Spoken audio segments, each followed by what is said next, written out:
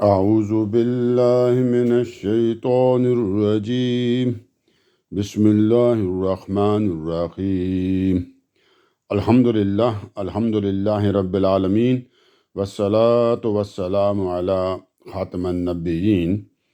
قسط number 350 part 350 قرآن پاک سورہ نمبر 30 30 سورہ الروم کی آیات 1 سے لے کر 10 تک کا جی آسان ترین اردو زبان میں ترجمہ، تفسیر، تشریح اور اس کے اوپر رننگ کمنٹری کریں گے جی۔ ٹھیک ہے جی، شروع کرتے ہیں۔ یہ آج نئی سورہ شروع ہو رہی ہے جی، 30ویں سورہ، اس کا نام ہے جی الروم، اور یہ مکی صورت ہے جی۔ اور یہ الروم سے مراد رومنز ایک بہت بڑی رومی سلطنت تھی عیسائیوں کی، یہ ان کا نام ہے، ٹھیک ہے جی، کے نام کے اوپر ہے جی۔ اور اپنا اس کے اندر آپ دیکھتے ہیں جی کہ کس قسم کے معاملات ہیں جی، کیا چیزیں آئی ہیں، تھوڑا سا تعارف کراتے ہیں سورت کا۔ ایک طرح سے جناب یہ جو منکرین رسالت ہیں جی، انہی کو وہ ایک طرح سے کچھ چیزیں جو ہے نا ایز اے وارننگ بتائی جا رہی ہیں جی، اور اس کے علاوہ ان کے جو کچھ شبہات ہیں جی ان کی تردید کی جا رہی ہے، اور اہل ایمان کے لیے یہی بتایا جا رہا ہے کہ جی وہ ثابت قدمی کے ساتھ اپنے ایمان پر قائم رہیں تو انجام اچھا ہوگا جی، ٹھیک ہے جی۔ اور دوسرا پھر ان صورتوں میں کچھ تاریخی حقائق اور کچھ زمینی اور آسمانی نشانیاں بھی ان میں وہ بتائی گئی ہیں جی۔ خطاب ان میں نبی صلی اللہ علیہ وسلم کے ساتھ بھی ہوا ہے جی، اور اہل ایمان سے بھی، لیکن زیادہ جو رخ ہے خطاب کا وہ قریش مکہ کی طرف ہے جی۔ یہ مکی صورت جیسا کہ بتایا، اور یہ اس وقت نازل ہوئی جب دعوت کا مرحلہ، وہ خبردار کرنے کا مرحلہ جاری تھا، اور ہجرت اور جو اپنا ان کے چھوڑ کے ان کو جانے کا جو ٹائم تھا وہ قریب آ چکا تھا جی، ٹھیک ہے جی۔ ایک یہ تو تھوڑی سی اور کی طرف کرا دیا۔ اب دوسرا تعارف جو ہے جی، اس کے اندر کچھ مضمون اور بھی ایک دو چیزیں ہیں۔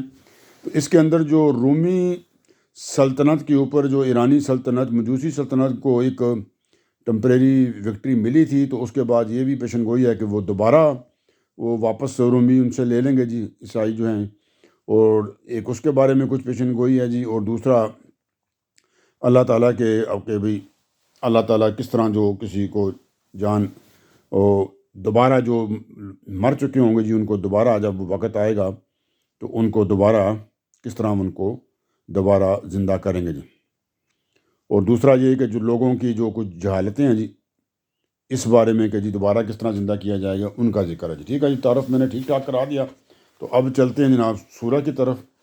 تو اس کو جناب ہم پہلی آیت کو اس کی تلاوت کرتے ہیں جی، اور پھر ہم پہلی 1 2 3 آیتیں تلاوت کرتے ہیں، وہ چھوٹی چھوٹی ہیں تو 3 کر دیتے ہیں، تب بھی چھوٹی رہیں گی۔ تو پھر اس کے بعد ترجمہ کریں گے جی ان کا، اور تفسیر اور تشریح وغیرہ، اور اگلی آیتوں کا صرف ترجمہ اور تفسیر کریں گے جی۔ تو شروع کرتے ہیں جی۔ اللہ تعالیٰ فرماتے ہیں جی، بسم اللہ الرحمن الرحیم، الف لام میم، غلبت الروم فی ادنی الارض وهم من بعد غلبہم سیغلبون۔ اب اس کا ترجمہ جی، اور ساتھ ساتھ شروع کرتے ہیں جی۔ سب سے پہلے بسم اللہ الرحمن الرحیم، کہ اللہ کے نام سے جو سراسر رحمت ہے جی، جس کی شفقت ابدی ہے جی۔ سب سے پہلے الف لام میم جی، یہ ہم پہلے کئی دفعہ میں آپ کو بتا چکا ہوں جی، یہ سورہ کا نام ہے۔ تو یا اگر جو کہتے ہیں نام نہیں ہے جی، کوئی اور بات ہے، تو پھر اس کا معنی بہرحال کسی کو نہیں پتہ جی، ٹھیک ہے جی۔ اب چلتے ہیں اگلی اپنا 2 نمبر جی، اپنا اس کی آیت نمبر 2 کی طرف چلتے ہیں، ٹھیک ہے جی۔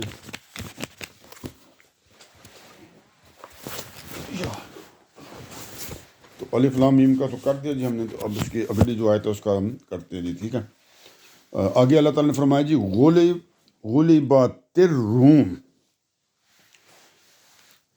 اس کا معنی ہے جی کہ رومی قریب کی سرزمین میں مغلوب ہو گئے ہیں۔ رومی قریب کی سرزمین میں مغلوب ہو گئے ہیں،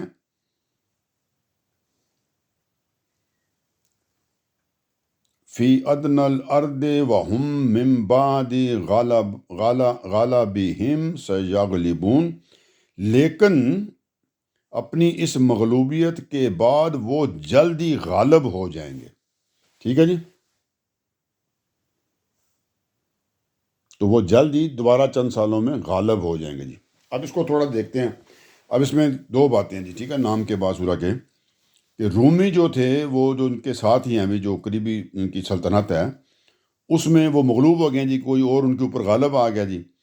لیکن اپنی اس مغلوبیت کے بعد وہ جلدی غالب آ جائیں گے، یعنی دوبارہ پھر وہ اٹھ کھڑے ہوں گے جی، دوبارہ غالب آ جائیں گے. تو اس کو ہم ذرا سمجھتے ہیں جی، یہاں پہ کیا بات کی جا رہی ہے جی. یہاں پہ لفظ ایک تو جو ہے نا جی، قریب کی زمین، جو قریب کی زمین کا جو لفظ ہے فی ادنى الارض، یہ جو لفظ آیا جی، اس سے مراد یہاں پہ ہے شام و فلسطین کی سرزمین ہے جی. شام اور فلسطین کی زمین ہے، جو آپ کو پتہ ہے کہ عرب کی سرزمین کے ساتھ بالکل جڑی ہوئی ہے جی. ٹھیک ہے جی. تو اللہ تعالیٰ نے کہا جی کہ رومی جو ہیں وہ شام و فلسطین کی سرزمین میں مغلوب ہو گئے ہیں، یعنی ان کے اوپر کوئی اور غالب آ گیا ہے. وہ آپ کو بتایا جی کہ وہ جو ایرانی تھے، رومی سلطنت تھی، اور جو ایرانی سلطنت تھی وہ غالب ان کے اوپر آ گئی تھی، مجوسی ایرانی سلطنت. تو یہ رومیوں پہ وہ غالب آ گئی تھی، انہوں نے ان کو فتح کر لیا تھا. تو لیکن اللہ تعالیٰ نے کہا جی، لیکن اپنی اس مغلوبیت کے بعد یہ جو رومی ہیں یہ دوبارہ پھر غالب آ جائیں گے جی. تو اب اس کو تھوڑی سی ڈیٹیل کر لیتے ہیں تاکہ آپ کو بات سمجھائیں جی. اچھا جی، جگہ تو بتا دی، یہ شام اور فلسطین کا علاقہ ہے، کہ یہاں پہ جو عیسائیوں کی جو سلطنت تھی اس کے اوپر مجوسی ایرانی جو غالب آ گئے تھے. اچھا جی، نبی صلی اللہ علیہ وآلہ وسلم کی جب ولادت ہوئی تو اس وقت جناب دنیا میں دو بڑی سلطنتیں تھیں جی. جب ان کی ولادت ہوئی ہے، یاد رکھیں ذہن میں، نبی پاک کی جی دو سلطنتیں تھیں. ایک تھی مسیحی سلطنت جی، رومی سلطنت تھی جناب. ٹھیک ہے جی، ایک وہ تھے جناب. اور دوسرے جو تھے وہ مجوسی ایرانی سلطنت تھی. ٹھیک ہے جی، فارس کے جسے کہتے ہیں ہم. اچھا جی، دونوں میں ایک طرح سے ہمیشہ ان کے دونوں بڑے تھے. تو جس طرح دو آج کل نہیں، جیسے ابھی تو خیر ختم ہو گئے، جس طرح کسی وقت روس اور سوویت یونین اور یو ایس اے ہوتے تھے، تو دو بڑیوں میں آپس میں وہ کہتے ہیں نا، جسے کہتے ہیں کولڈ وار وغیرہ چلتی رہتی ہے. تو ایک آپس میں رقیب ہوتے ہیں ایک دوسرے کے، کبھی میں بڑا ہوں وہ کہتا ہے میں بڑا ہوں. تو ایک طرح سے کشمکش چل رہی تھی ان دونوں میں جی. اب ہوا کیا ہے جی کہ 603 کا واقعہ ہے کہ ایک بغاوت کو ختم کرنے کا بہانہ بنا کر، کوئی بغاوت ہوئی تھی ایران کی سلطنت کے خلاف، انہوں نے رومی سلطنت پر حملہ کر دیا جی. کہ ادھر سے کوئی لوگ آئے، اس سائڈ سے کچھ آئے، جو بھی تھا معاملہ، تو انہوں نے وہاں پہ حملہ کر دیا جی، ایرانیوں نے عیسائیوں کی سلطنت پہ جی. ایرانی بھی مجوسی تھے، مطلب یہ نہیں کہ آپ کہیں جی مسلمان تھے وہ. تو اور پھر اس کے بعد جناب وہ اس طرح کے حملے کرتے رہے اور رومیوں کو شکست پر شکست وہ دیتے رہے جی، ایرانی جو تھے، مجوسی ایرانی جو تھے. یہاں تک کہ پھر 616 میں، کہ 616 تک انہوں نے یروشلم سمیت روم کی جو مشرقی سلطنت کا بڑا حصہ جو تھا نا جی، یہ ایرانیوں کے قبضے میں چلا گیا. وہ فتوحات حاصل کرتے رہے، تو ایک بہت بڑا حصہ انہوں نے وہ جو عیسائیوں کی سلطنت کا اس کو اپنے ساتھ ملا لیا، اس پہ قبضہ کر لیا، غالب آ گئے نا، غلبت کا. اچھا جی، اب یہ تو ایک واقعہ ہوگا جی. اب آگے یہاں پہ رسول صلی اللہ علیہ وسلم کی نبوت کا 6واں یا 7واں سال تھا جی. قرآن نے اب یہ پیشن گوئی کی کہ 617 اور 620 کے درمیان کسی وقت یہ جو زوال ہوا ہے جی رومی سلطنت کا، اس کے بارے میں پیشن گوئی کی گی، جس کے بارے میں جناب یہ جو کتاب لکھی ہے، زوال روما کی کتاب لکھنے والے مصنف ہیں جی ایڈورڈ گبن کا بیان ہے جی. انہوں نے بھی اس بارے میں کچھ بات کی ہے جناب، کہ ایڈورڈ گبن نے کیا کہا جی. یہ آپ کو بتایا نا اس پیشن گوئی کے بارے میں. ٹھیک ہے جی، قرآن نے یہ جو کی تھی نا، کہ یہ کہ رومی ہیں وہ فتح ہو گئے ہیں لیکن دوبارہ آ جائیں گے غالب.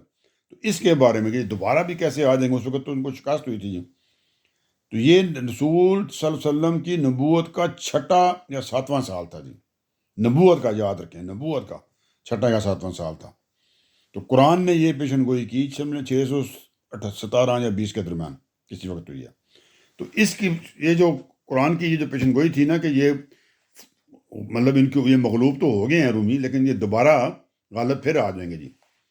اس کے بارے میں کہ یہ اب کیسے ہو سکتا ہے کہ ایک سلطنت فتح ہوئی ہے تو بہت جلد دوبارہ وہ کیسے دوبارہ پھر وہ اپنا غلبہ حاصل کر لیں گے جی مغلوب ہونے کے بعد. تو اس کے بارے میں جو کتاب ہے زوال روما کے جو مصنف ہیں جی ایڈورڈ گبن نام کے، انہوں نے ایک اس وقت جو کتاب پرانی کسی وقت لکھی ہے جی، تو اس میں انہوں نے اس پیشن گوئی کا ذکر کیا جی. اب اس کے اندر بات کیا جو ہم بتانا چاہتے ہیں جی وہ بتاتا ہوں جی کیا. تو اس کے اندر ایڈورڈ گبن جی لکھتے ہیں جی کہ یہ پیشن گوئی جس زمانے میں کی گئی جی قرآن پاک میں کہ یہ دوبارہ غالب آ جائیں گے، اس وقت کوئی بھی اس طرح کی پیشن گوئی جو ہے نا جی، پیشگی خبر اس لیول کی، اس کا کوئی چانس ہی نہیں تھا جی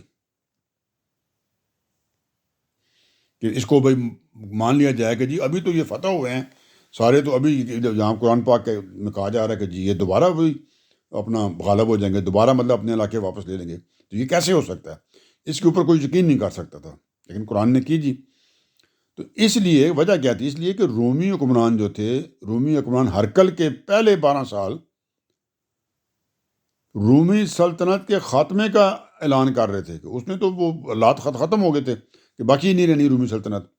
لیکن قرآن نے یہاں پہ وضاحت کے ساتھ کلیئر کہہ دیا ہے جی کہ بہت دن نہیں لگیں گے، زیادہ عرصہ نہیں گزرے گا کہ یہ زیادہ سے زیادہ اگلی دہائی جو لفظ یوز کیا ہے جی اپنا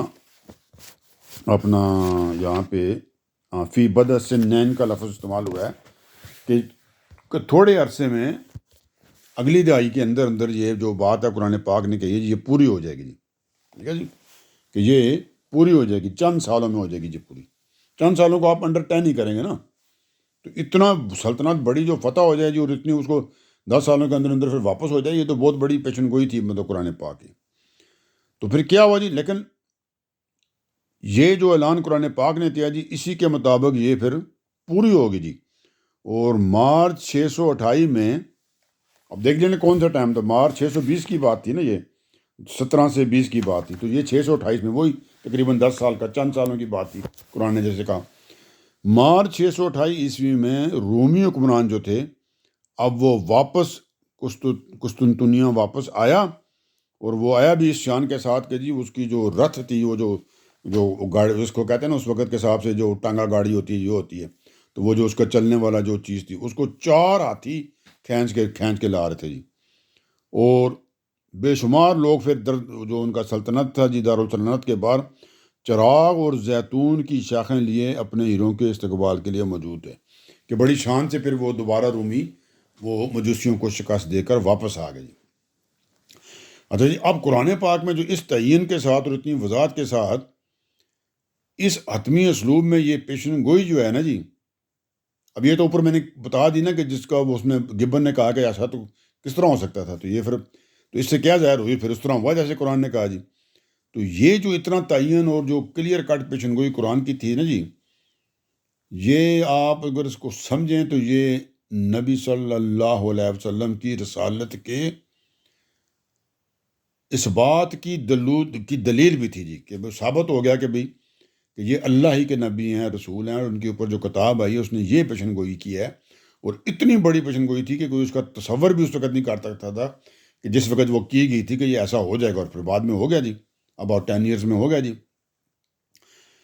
اب روایتوں سے ایک بات اور معلوم ہوتی ہے جی کہ مسیحوں کے ساتھ آپ کو پتہ ہے نا جی کہ آپ مسلمانوں کی ایک طرح سے مذہبی قربت بھی ہے کہ بھئی ان کے پیغمبر ان کے اوپر کتابیں آئی ہیں، ہم بھی مانتے ہیں جو ان کے اوپر آئی ہیں، تو ان کی جو ہماری جو ایک مسیحی قربت اپنا مذہبی قربت تھی، قرآن کی دعوت اور مسلمانوں کے ساتھ مطلب ان کا ایک لنک تھا ہمارا ان کے ساتھ نا، اہل کتاب جو تھے نا، تو خاص طور پر حبشہ کا پتہ نا جو واقعہ جی وہ کیا ہوا میں ان کے طرز عمل کی وجہ سے مسلمان قدرتی طور پر ان سے ہمدردی رکھتے تھے، کیونکہ حبشہ والوں نے اچھا سلوک کیا تھا نا، ساری بات انہوں نے مان لی تھی، تو اس لیے مسلمان قدرتی طور پر ان سے ہمدردی رکھتے تھے جی.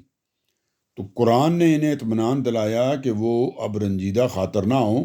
اب عیسائیوں کے لیے بھی ایک طرح سے یہ بات آئی کہ بھی آپ بھی رنجیدہ نہ ہوں کہ ان کے اہل کتاب بھائی عنقریب غلبہ حاصل کر لیں گے۔ مطلب یہ ہے کہ جب رومیوں کو شکست ہوئی تو مسلمان کیوں کے ساتھ ان کے ساتھ ایک طرح سے اہل کتاب ہونے کی وجہ سے قدرتی ایک ان کے ساتھ قرب تھا، تو مسلمانوں کو بھی فیل ہوا، وہ بھی رنجیدہ ہوئے، ٹھیک ہے جی۔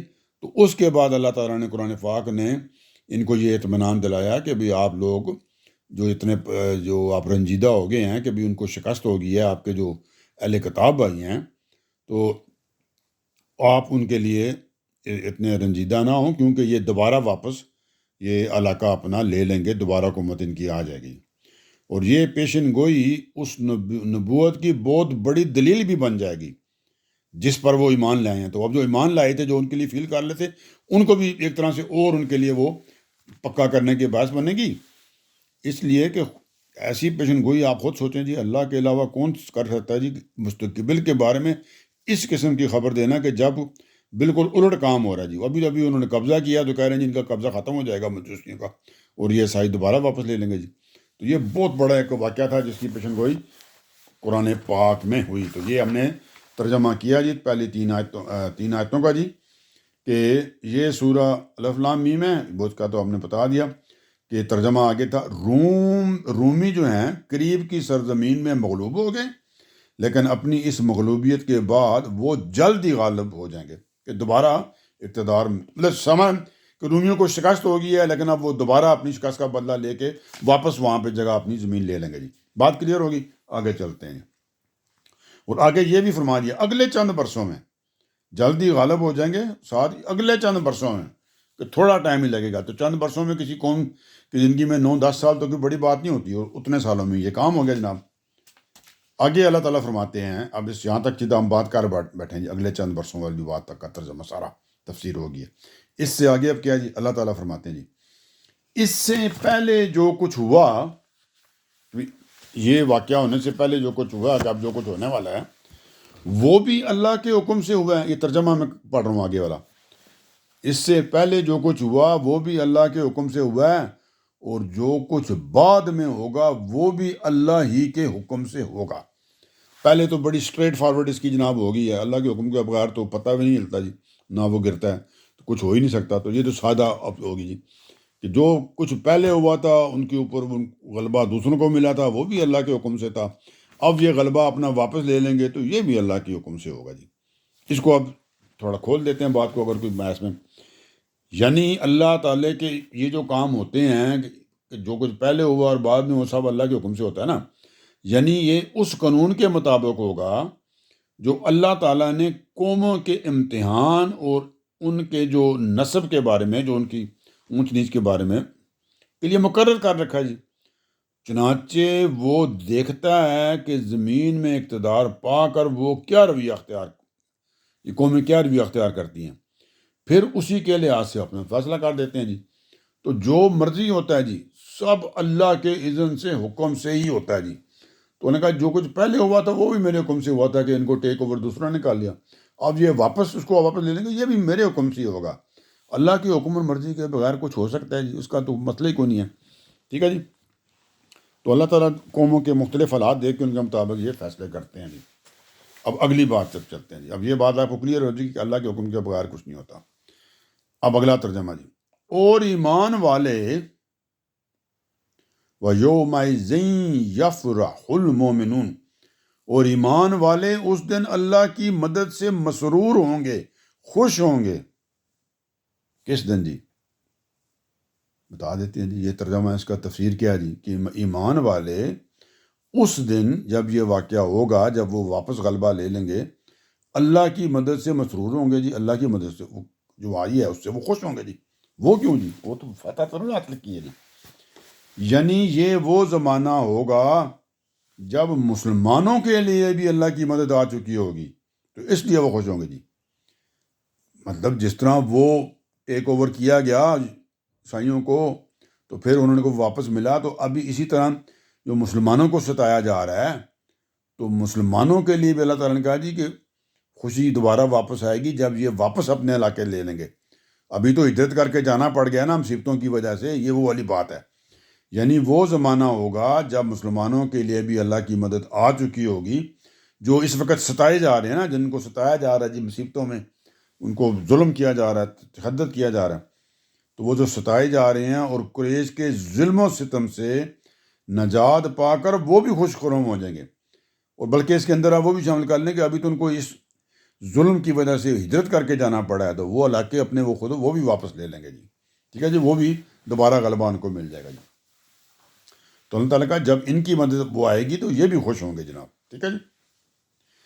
تو آگے چلتے ہیں، اب چنانچہ کیا معلوم ہوتا ہے جی کہ اب اسی کے ساتھ تھوڑی سی بات ملا لیتے ہیں پہلے اگلا ترجمہ کرنے سے پہلے۔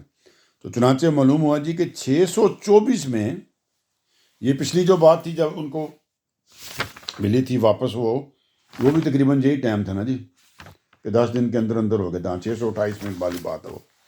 تو اب یہاں سے ایک پتہ چلتا ہے جی کہ 624 میں جب کیسر روم کی فتوحات کی ابتدا ہوئی تو مسلمان نہ صرف یہ کہ یثرب میں پہلے سے مطلب وہ رہ رہے تھے جی، بلکہ مطلب وہ یثرب میں ایک طرح سے اطمینان کے ساتھ وہ اب اپنے اقتدار میں آ چکے تھے، بلکہ یہاں تک ہوا تھا کہ بدر کی جنگ میں قریش پر انہوں نے فتح بھی پائی تھی اور ان کی پوری قیادت کا خاتمہ بھی کر چکے تھے جی۔ تو اس میں یہ ظاہر ہے کہ یہ خوشی بھی شامل ہوگی کہ جس کتاب پر وہ ایمان رکھتے ہیں اس کی ایک عظیم پیشن گوئی حرف بہ حرف پوری ہوگی جی، کہ مسلمان اللہ کی کتاب قرآن پہ ایمان رکھتے ہیں نا جی، تو اس کے اندر ایک پیشن گوئی آئی تھی تو وہ بھی پوری ہوگی ہے، اور وہ لوگ غالب ہو گئے جو مذہب میں ان سے قریب ہیں۔ تو اہل کتاب مذہب میں ان سے قریب ہے نا بنسبت رومیوں کے یا دوسروں کے جناب۔ تو اس سے اگر آپ غور کریں نا جی، تو غلبہ حق کی اس بشارت کا زمانہ بھی اللہ تعالیٰ نے بالکل متعین کر دیا تھا، جو قرآن میں جگہ جگہ اللہ تعالیٰ نے بتائی ہے۔ سمجھ لیں کہ جو مسلمانوں کے بھائی تو اہل کتاب تھے ان کو بھی فتح حاصل ہوگی، اور دوسری طرف ان کو خود بھی فتح حاصل ہوگی، بدر کی جنگ میں فتح ہوگی اور قیادت کا خاتمہ کر دیا گیا جو مخالف تھی قریش کی جناب۔ تو ایک طرح سے کہ ان کو وہ بھی خوشی ہوئی کہ قرآن میں جو بات آئی تھی وہ بھی سچی ہوگی جی، بالکل اسی طرح، تو ان کو ایمان مضبوط ہو گیا۔ اور دوسرا اللہ تعالیٰ نے کہا جی کہ جب یہ وہ معاملہ ہوا تو ان کو بھی یہ وہ قریش کے جو ظلم ستم سے انہوں نے بھی نجات پائی اور جنگ میں بھی کامیابی ہوئی، تو اللہ تعالیٰ نے کہا جی ایمان والے اس دن اللہ کی مدد سے مسرور ہوں گے، یعنی خوش ہوں گے جی۔ یہاں تک بات کلیئر ہوگی، اب آگے چلتے ہیں۔ اب اللہ تعالیٰ فرماتے ہیں اللہ جس کی چاہتا ہے مدد فرماتا ہے اور وہ زبردست بھی ہے اور بڑا مہربان بھی۔ اب اس کی تفسیر میں تو سیدھی بات ہے جی، اللہ کی مرضی ہے جی، جس کی چاہتا ہے مدد کرتا ہے۔ آپ چاہے وہ عیسائی ہیں چاہے مسلمان ہیں، عیسائیوں کی بھی مدد ہوئی نا کہ ان کو دوبارہ کامیابی ہوگی، کیونکہ کوئی بھی پیچھے بتا چکے ہیں ہم نا کہ کوئی بھی کام اللہ کی مرضی کے بغیر نہیں ہوتا جی۔ تو پہلے جب ان کے اوپر غلبہ پایا تھا مجوسیوں نے تب بھی انہیں کی اللہ کی مرضی سے، پھر واپس جب انہوں نے غلبہ لے لیا جناب اور مجوسیوں کو شکست دے دی تو وہ بھی اللہ کی مدد سے ہوا، مسلمانوں کو جو کچھ ملا وہ بھی اللہ کی مدد سے ہوا۔ تو اللہ تعالیٰ نے فرمایا کہ اللہ جس کی چاہتا ہے مدد فرماتا ہے، اور اگلی بات تو باقی پھر اور بھی بات کلیئر ہوگی، اور وہ زبردست بھی ہے، جو مرضی مطلب کر سکتا ہو، وَهُوَ العزیز ہے جی، اور پھر کہا وَهُوَ العزیز الرحیم، اور بڑا مہربان بھی ہے جی۔ اس کو بھی دیکھ لیں، یعنی اب یہاں پہ مہربان سے کیا مراد ہے؟ یعنی مہربان ہے اس لیے کہ اپنا کوئی مشن جب اپنے بندوں کے سپرد وہ کرتا ہے نا جی، تو پھر لازماً ان کی مدد کرتا ہے۔ تو یہ بہت بڑی مہربانی ہوتی ہے نا، کہ آپ کو ایک مشن دیا تو پھر آپ کو پھر اس نے ہمت بھی دی نا، جنگ بدر میں پھر کامیابی کی بھی، اور اس کے ساتھ زبردست بھی ہے جی۔ آپ کو پتہ جی یہ تو مہربانی تھی نا، زبردستی کی کیا؟ زبردست اس طرح ہے کہ جی اس لیے کہ جب وہ اللہ تعالیٰ مدد کا فیصلہ کر لیتے ہیں جی، تو اس کا یہ فیصلہ جو ہوتا ہے نا پھر وہ نافذ ہو کر رہتا ہے، پھر اس میں یہ نہیں ہوتا کہ کوئی کمی رہ جائے، کچھ نو اللہ کا فیصلہ ہے، وہ نافذ ہوتا ہے اور کوئی اس کی مزاحمت نہیں کر سکتا جی، کوئی اس کے آگے کوئی رکاوٹ کھڑی کرنے والا تو کوئی سوال ہی نہیں ہے نا جی۔ تو اللہ کہا میں زبردست بھی ہوں اور مہربان بھی ہوں جی نا۔ اس سے بعد اللہ تعالیٰ فرماتے ہیں ترجمہ جی، وعد اللہ، اللہ کا حتمی وعدہ ہے کہ بھئی اللہ میرا یہ بالکل کنفرم پکا وعدہ ہے جی۔ کیا جی؟ مطلب اسی کامیابی کا وعدہ ہے نا، اسی نصرت کا وعدہ ہے جس کا ذکر پیچھے اللہ تعالیٰ نے بتا دیا تھا نا، بنصر اللہ کے الفاظ میں کر دیا تھا۔ اللہ کی مرضی سے ہی ہوتا نا سارا کچھ جی۔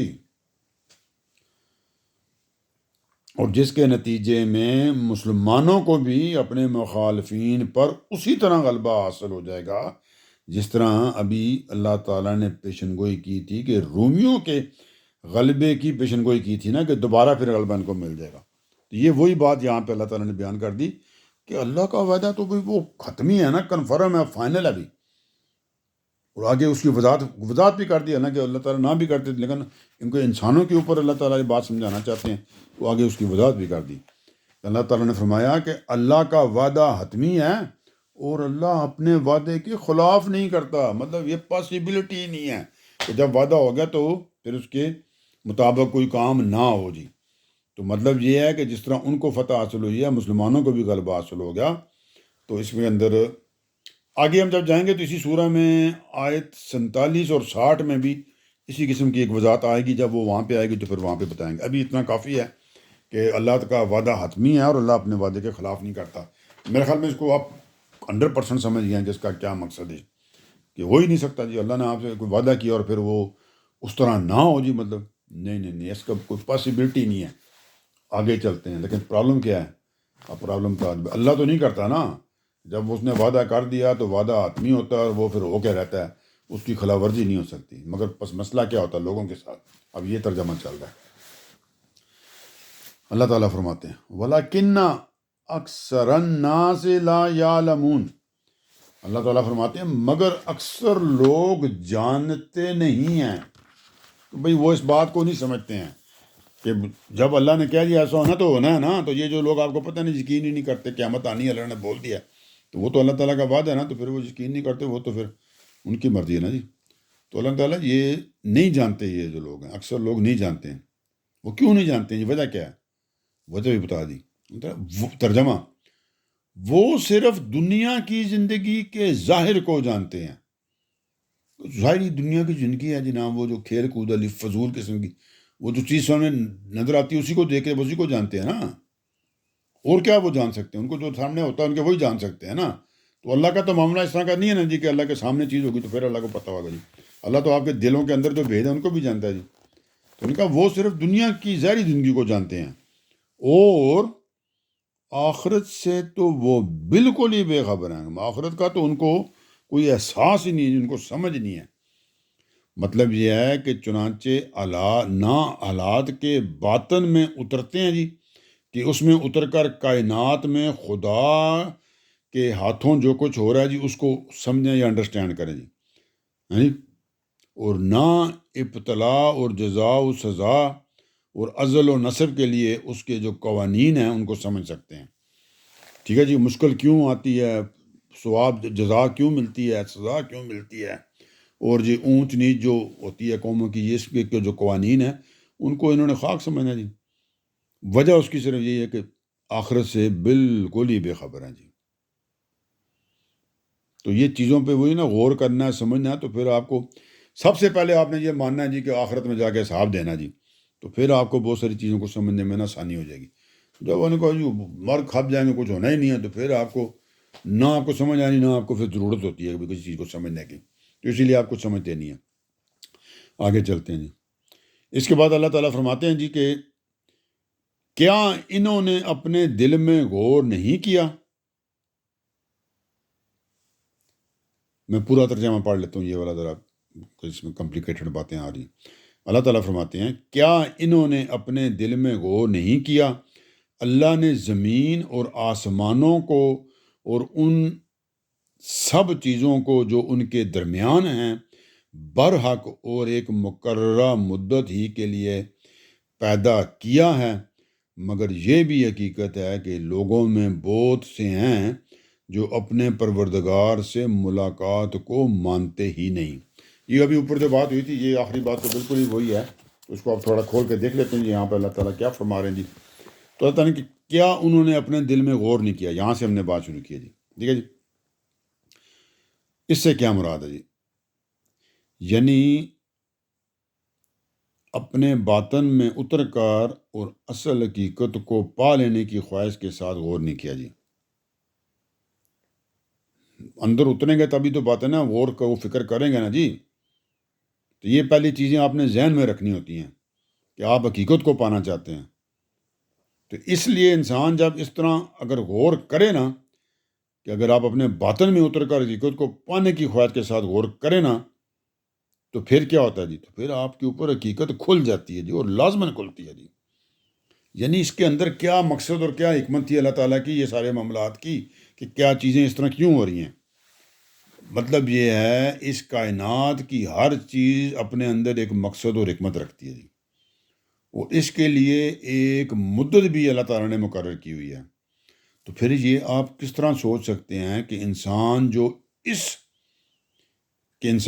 اس کے اندر واضح طور پر ایک برتر مخلوق کی حیثیت رکھتا ہے اللہ کی کائنات میں، نظر آتا ہے نا کہ ہم بہت ساری چیزوں پہ قابو پا لیتے ہیں، جانوروں پہ، ہاتھیوں پہ، اپنا مگر مچھوں پہ، ہر چیز ہم ان کو کنٹرول کر سکتے ہیں نا، وہ تو نہیں پلاننگ کر کے ہمارے خلاف کچھ کر سکتے ہیں نا، ہم کر سکتے ہیں۔ تو انسان جو ایک اس کو نظر آتا ہے کہ بھی اس کو ایک مخلوق جو ہے وہ ایز اے برتر مخلوق کی حیثیت ہے۔ تو یہ سارا جو مقصد ہے اللہ تعالیٰ نے کوئی بے مقصد اور مطلب فضول میں تو نہیں کی نا، کہ انسان کو یہ چیزیں دی ہیں، جانوروں کو یہ چیزیں نہیں دی ہیں جی، کہ کون سی عقل اور یہ معاملات جو ہوئے جی۔ تو اگر آپ اس چیز کو سمجھیں نا بھی کہ اس کے اندر کوئی وجہ ہونی ہے، کوئی مقصد ہونی ہے، کوئی اللہ تعالیٰ کی کوئی حکمت ہونی ہے، تو پھر اس کا لازمی تقاضا یہ ہوتا ہے کہ پھر آپ اس چیز کو بھی مانیں کہ ایک دن آئے گا جب مجھے حساب کتاب دینا پڑے گا، اور جزا و سزا کا فیصلے بھی ہوں گے جی، جس میں وہ ہمیں اپنے اعمال کی بابت ہمارے سے پوچھا جائے گا، اپنی نیکیوں کا صلہ پائیں گے اور جو بدیاں ہیں ان کی سزا پائیں گے جی۔ وجہ اس کی صاف ستھری ہے نا جی، کہ اگر ایسا نہ ہو تو یہ جو کائنات اللہ نے بنائی ہے یہ تو فضول میں کسی کام کی نہیں ہے جی۔ تو نعوذ باللہ، اللہ تو اس طرح کا کام نہیں کرتے کہ جی یہ کوئی کھلنڈرے کا کھیل یا ایک مطلب ایسی تو نہیں بس بے شمار فضول میں اللہ تعالیٰ نے اتنی بڑی کائنات پیدا کر دی۔ نہیں، اللہ کے تو ہر کام میں مقصد ہوتی ہے، مقصد ہوتا ہے جی، حکمت ہوتی ہے۔ ہم سمجھیں نہ سمجھیں وہ ایک علیحدہ بات ہے، لیکن ہوتی ہے۔ اللہ تعالیٰ فضول میں کوئی کام نہیں کرتے جی، ٹھیک ہے جی۔ تو اگر آپ کہیں جی کہ کچھ بھی نہیں ہونا، کوئی حساب کتاب کچھ نہیں، تو یہ تو فضول میں کائنات ہے نا، تو فضول والی بات نہیں ہو سکتی۔ تو یہ بات اگر آپ کریں گے تو اس کائنات کی اس مقصدیت اور حکمت کے بالکل منافی ہے، اور پوری کائنات اس بات کی گواہی دے رہی ہے کہ جی یہ نہیں، ایسا نہیں ہونا، بلکہ حساب کتاب ہوگا جی، جزا و سزا کے فیصلے ہوں گے، نیکی بدیوں کے معاملات ہوں گے جی۔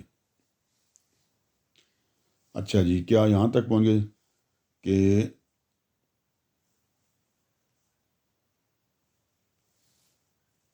دو باتیں ہم نے کی، کیا انہوں نے اپنے دل میں غور نہیں کیا، اور اللہ نے، اور آگے جو اللہ تعالیٰ نے فرما دیا کہ زمین اور آسمانوں کو اور ان سب چیزوں کو جو ان کے درمیان ہے، کائنات کی بات ہو رہی تھی نا، تو یہ ساری میں نے آپ کو بیان کر دی کہ یہ کائنات ویسے ہی نہیں، بے فضول میں نہیں اللہ تعالیٰ نے بنا دی۔ تو یہاں تک ہم نے کہا لیا۔ اب اس کے آگے کیا ہے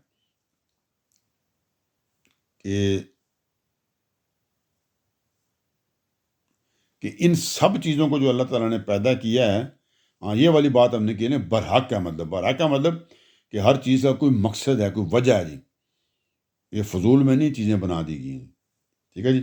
اور پھر اسی بات کو بڑھاتے ہوئے اللہ تعالیٰ نے یہ بولا کہ یہ جو سب چیزیں حق کے ساتھ کسی مقصد اور حکمت کے تحت پیدا کی گئی ہیں، تو پھر ان کے لیے ایک اللہ تعالیٰ نے مدت بھی مقرر کی ہے کہ یہ اس مدت تک ہیں، اور پھر اس کے بعد وہی ہے، مطلب حساب کتاب ہے نا، ایک مقررہ مدت کے لیے اللہ تعالیٰ نے پیدا کیا۔ ایک تو یہ بات ہوگی، پھر انہوں نے کیا جی، مگر بات یہ ہے کہ جو لوگوں کے مطلب یہ دوسری بات بھی اللہ تعالیٰ نے کہا جی کہ اس کے باوجود یہ بات تو بہرحال حقیقت ہے جی، کہ لوگوں میں سے بہت سارے لوگ ایسے بھی ہیں جو اپنے پروردگار کی ملاقات کو نہیں مانتے جی، وہ جو اس حساب کتاب کو، جو اس کائنات اللہ تعالیٰ نے جو کسی وجہ سے پیدا کی ہے، جو اس کے مقاصد ہیں، اس کے کوئی حکمتیں ہیں، تو وہ ان باتوں کو ماننے پہ تیار نہیں ہے جی۔ وہ اسی لیے کہ وہ کہتے ہیں جی کہ مر کھپ جائیں گے تو ہڈیاں ہماری مٹی میں مل جائیں گی تو کون دوبارہ پوچھے گا۔ تو اللہ کہا جی کہ بہت سے لوگوں کو یہ والا پرابلم ہے جی، کہ وہ اللہ کی ملاقات کو نہیں مانتے کہ ہم نے وہاں جا کے حساب دینا ہے۔ یہ جو علم حقیقی سے ایک جو آپ محروم رہتے ہیں جی، اس کا اصل سبب یہاں پہ اللہ تعالیٰ نے بیان کر دیا۔ جب انسان اس دنیا سے آگے کچھ سوچنے کے لیے آپ دیکھیں نا تیار ہی نہ ہو جی، بس یہی دنیا ہے، یہیں پہ ہم پیدا ہیں، یہیں پہ مزے عیاشی کریں گے اور یہیں مر جائیں گے، کھپ جائیں گے اور ختم ہو جائیں گے، تو پھر آپ کو اگلی چیز کے بارے میں کچھ سوچنے کی ضرورت نہیں رہتی، نہ پھر آپ یا کلون کرتے ہیں، نہ یا تفکرون کرتے ہیں، نہ یا غور و فکر کرتے ہیں اس کا نام، ٹھیک ہے نا۔ تو پھر یہ تو حکمت کی باتیں ہیں جی، یہ تو آپ کو پھر کبھی سمجھ نہیں آئیں، کیونکہ آپ نے تو دنیا کو ہی مطمع نظر سمجھ لیا کہ بس یہی ہے سب کچھ جو کچھ ہے، تو پھر آپ کائنات کو نہیں سمجھ سکتے جی، ٹھیک ہے جی۔ اب اس سے آگے چلتے ہیں جی. اب یہ جو نہیں مانتے نا تو اللہ تعالیٰ اب ان کو سمجھانے لگے ہیں جی. دیکھ لیتے ہیں جی کیسے سمجھانے لگے ہیں جی. اللہ تعالیٰ فرماتے ہیں جی کیا یہ زمین میں چلے پھرے نہیں کہ اپنی آنکھوں سے دیکھ لیتے ہیں کہ یہ میری نشانیاں میرے چیز کہ یہ دنیا کائنات جو اللہ نے پیدا کیا ہے اس کا کوئی مقصد ہے، اس کی کوئی وجوہات ہیں، اس کے اندر حکمتیں ہیں، اس کے اندر مطلب فضول میں کوئی چیز بھی نہیں ہے. تو اللہ تعالیٰ یہی کہہ رہے ہیں جی کیا یہ زمین میں چلے پھرے نہیں کہ اپنی آنکھوں سے دیکھ لیتے ہیں. ایک تو یہ بات، اور دوسری کیا جی کہ اپنی آنکھوں سے دیکھ لیتے ہیں کہ ان لوگوں کا انجام کیا ہوا جو ان سے پہلے تھے جی، جو ان سے پہلے اس طرح کی چیزیں کرتے تھے، یہی باتیں سوچتے تھے کہ یہ تو سب کچھ فضول ہے، ہم ختم ہو گئے مر گئے تو کون جو ہے نا وہ صاحب کون کیسے ہوگا جی. تو انہوں نے کہا جی ان لوگوں کا انجام کیا ہوا تم لوگوں نے دیکھا نہیں ابھی، اپنی آنکھوں سے تم دیکھ سکتے تھے جو ان سے پہلے تھے. یہاں پہ اشارہ ہے جی وہی عاد، سمود، قوم لوط اور مدین والوں کی طرف اشارہ ہے، جو رسولوں کی طرف سے جب ان کے اوپر تمام حجت کر بھی دیا گیا اور وہ اپنی انکار سے نہیں ہلے تو پھر ان کو اللہ تعالیٰ نے عذاب دے کے تباہ کر دیا تھا. زمین و آسمان کے جو دلائل کی طرف توجہ دعانے کے بعد اب قرآن پاک نے اس طریقے سے ان واقعات کی طرف متوجہ کیا ہے کہ جو سرزمین عرب کی قدیم اقوام کو پیش آئے تھے اور یہ لوگ ان کو دیکھ سکتے تھے کہ ان کی جو بستیاں تھیں وہ ویران اور بنجر جو بستیاں اب ہو چکی تھیں، ان کے جب یہ تجارتی راستوں پہ جاتے تھے تو ان کے راستے میں ان کو وہ نظر بھی آتی تھی. ٹھیک ہے جی. تو اس بات کے ذہن میں اللہ تعالیٰ بات کرتے ہوئے کہہ رہے ہیں کہ جی کیا یہ زمین میں چلتے پھرتے نہیں کہ اپنی آنکھوں سے دیکھ لیتے کہ ان لوگوں کا انجام کیا ہوا جو ان سے پہلے تھے، جنہوں نے یہ والے کام کیے جو یہ اب کر رہے ہیں کہ ہم نے کون سا حساب کتاب دینا ہے، کون سی قیامت آنی ہے. ہاں جی. اور آگے اللہ تعالیٰ نے یہ بھی بتا دیا کہ وہ جو بندے تھے نا یہ نہ سمجھیں کہ بھائی کمزور تھے یا کچھ. اللہ تعالیٰ نے فرمایا ترجمہ، وہ ان سے قوت میں کہیں بڑھ کر تھے. وہ ان سے بھی اللہ تعالیٰ کہا تم جو تو ابھی کر رہے ہو نا تم تو کچھ بھی نہیں ہو. وہ جو پہلے گزرے نا تمہارے والے جو کام تم کر رہے ہو وہ انہوں نے بھی کیے تھے اور وہ تو تمہارے سے بہت زیادہ، آپ کو بتایا عاد و سمود کے قوم بہت ہی مضبوط ہے جی، کہ وہ تو تم سے قوت میں بھی بڑے زیادہ تھے، فزیکل قوت میں بھی اور شان و شوکت اور ہر طرح کی. تو انہوں نے کہا وہ ان سے قوت میں کہیں بڑھ کر تھے. کتنے قوت میں بڑھ کر تھے جی، کتنی طاقت تھی، فزیکل طاقت کی بات کرنی، کتنے جوان مرد تھے جی، کتنے ان کے مسل تھے جناب ہیں جی، مضبوط ہاتھ اور بازو اور ٹانگیں تھیں. اللہ تعالیٰ نے بیان کر دی جی، بیان کر دی. اللہ تعالیٰ فرماتے ہیں کہ یہ جو طاقتور تھے نا تم سے پہلے گزرے ہیں تو ان کو بھی ہم نے ختم کر دیا تھا، تمہیں بھی کر دوں گا. تو اب یہ سن لو کہ جو تمہارے سے پہلے طاقتور پہلے تھے وہ کیا کرتے تھے. اللہ تعالیٰ فرماتے ہیں جی ان کے بارے میں، انہوں نے زمینیں خوب جوتیں، مطلب زرخیز کرنے کے لیے زمینوں کو خوب کھودا جوتیں، ان میں چیزیں لگائیں، فصلیں لگائی تیار کر کے.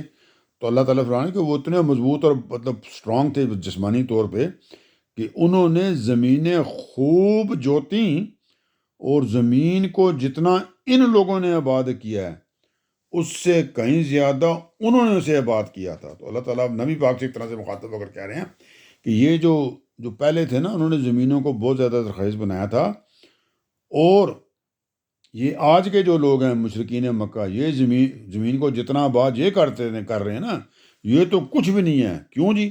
اللہ تعالیٰ نے ترجمہ یہاں سے میں بتا رہا ہوں، اللہ تعالیٰ نے فرمایا اس سے کہیں زیادہ انہوں نے اس سے بات کیا تھا جو پہلے گزرے ہیں عاد و سمود والے، کہ تم لوگ بھی کر رہے ہو بڑا کچھ لیکن تم ان کے مقابلے میں ہی پہنچ نہیں سکتے. وہ جو پہلے قومیں گزری ہیں جن کا ہم نے خاتمہ کر دیا ہے وہ تم سے زیادہ مضبوط بھی تھیں، زمین کو جوتنے بھی تھیں، اور تم سے زیادہ انہوں نے آبادیاں جناب کی تھیں، زمین کو آباد کیا تھا. ٹھیک ہے جی، تم سے بہت زیادہ آباد کیا تھا، اس سے کہیں زیادہ، تو کہیں زیادہ تم سے بہت زیادہ انہوں نے اسے آباد کیا تھا زمین کو، چاہے وہ فصلیں لگانے میں تھے، چاہے وہ گھر بنانے میں، جو بھی تھا آباد کرنے میں وہاں پہ آباد کاری بہت زیادہ انہوں نے کی تھی، تمہارے مقابلے میں کئی گنا کی تھی کیونکہ وہ مضبوط تھے نا، وہ کمزور لوگ نہیں تھے. تو اب بات کیا ہے جی، بات سمجھانی کیا ہے. تو اللہ تعالیٰ فرماتے ہیں جی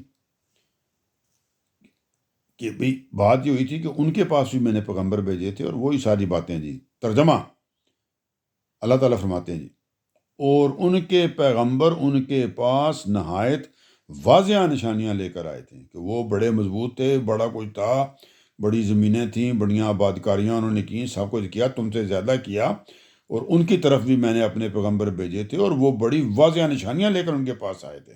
تو یہ فرمایا اور ان کے پیغمبر ان کے پاس نہایت واضح نشانیاں لے کر آئے تھے، لیکن ہوا کیا جی؟ انہوں نے انکار کر دیا جی، نہیں مانا، جھٹلایا تھا نا، تو کچھ نہیں ہوا نا، مطلب نہیں مانے وہ. تو اللہ تعالیٰ فرماتے ہیں جی پھر کیا کیا گیا ان کا.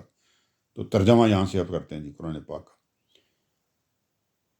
تو ان پر اللہ ظلم کرنے والا نہیں تھا جی، یہ ان کے کرتوت تھے، تو اس کی وجہ سے آپ یہ نہیں کہہ سکتے کہ بھئی میں نے کوئی ظلم ان پر کیا. تو اللہ تعالیٰ فرماتے تو ان پر اللہ ظلم کرنے والا نہیں تھا. تو پھر کیا جی معاملہ ہوا، وہ ختم کیوں ہو گئے؟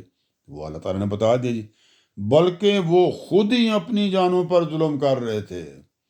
یہ شرک اور کفر کرنا اپنی جانوں پہ ظلم ہے نا، تو اللہ کا کیا نقصان ہے؟ اللہ تو آباد ہے. پوری کائنات مسلمان ہو جائے اللہ کو کوئی فرق نہیں پڑتا، پوری کائنات کہے جی ہم نہیں ہوتے، اللہ کو کوئی فرق نہیں پڑتا. تو اللہ نے کہا جی کہ میں نے ان کسی پہ ظلم نہیں کیا، نہ ہی میرا یہ معاملہ ہے، بلکہ وہ خود ہی اپنی جانوں پر ظلم کر رہے تھے. مطلب بات نہیں مانی تو سزا پائی نا پھر انہوں نے. تو یہ جو سزا پانے کا مطلب ہے کہا جی تو اللہ نے ان پر ظلم نہیں کیا، بلکہ وہ خود اپنی جانوں پر ظلم کر رہے تھے جی. اچھا جی، اس کے بعد اب دیکھتے ہیں جی کہ اب ظلم کر رہے تھے. اگلی بات جی، ترجمہ چل رہا ہے جی. اب اللہ تعالیٰ فرماتے ہیں جی پھر برا کرنے والوں کا انجام بھی بالآخر برا ہی ہوا. بہت سادہ کلیئر بات ہے جی. سٹارٹ بھی میرا خیال ہے اسی قسم کی ہم نے کسی بات سے کیا تھا جی. ٹھیک ہے جی، جس طرح کے معاملات ہوتے ہیں جی تو پھر اسی کی طرح کے ساتھ وہی کچھ ہوتا ہے جی. ٹھیک ہے جی، اس طرح نہیں ہو سکتا کہ آپ اپنی مرضی کرتے پھریں اور پھر دوسرا ہو جی. ٹھیک ہے جی. تو پھر برا کرنے والوں کا انجام بھی بالآخر برا ہی ہوا، اس لیے کہ انہوں نے اللہ کی آیتوں کو جھٹلا دیا اور ان کا مذاق اڑاتے رہے. نعوذ باللہ جی، انہوں نے مذاق بھی اڑایا اللہ کی آیتوں کا اور جھٹلا دیا جی. ان کا جو مانتے نہیں، انکار کر دیا جی. مطلب ان کی جرت دیکھیں جی، سب کچھ نظر آ رہا ہے، بستیاں بھی دیکھ لیں، ایک ایک چیز بیان کر دی، اتنی بڑی بڑی پیشن گوئیاں اللہ تعالیٰ کی طرف سے آئیں اور وہ سچی ہوگی. یہ بات پھر بھی نہیں آئی جی. تو اللہ تعالیٰ نے کہا جی پھر برا کرنے والوں کا انجام بھی بالآخر برا ہی ہوتا ہے جی. وہ پھر ہوا جی. اور اس کی وجہ سیدھی سیدھی بات ہے کہ ان لوگوں نے اس لیے کہ انہوں نے اللہ کی آیتوں کو جھٹلا دیا اور ان کا مذاق اڑاتے تھے. نہ صرف جھٹلاتے تھے جی، ان کا مذاق بھی کرتے تھے. نعوذ باللہ. اللہ تعالیٰ ہمیں بچائے جی ان چیزوں سے. تو یہاں پہ جی ہماری یہ آج کی قسط ختم ہو گئی جی. تو انشاءاللہ تعالیٰ اگلی قسط تک کے لیے اللہ حافظ جی.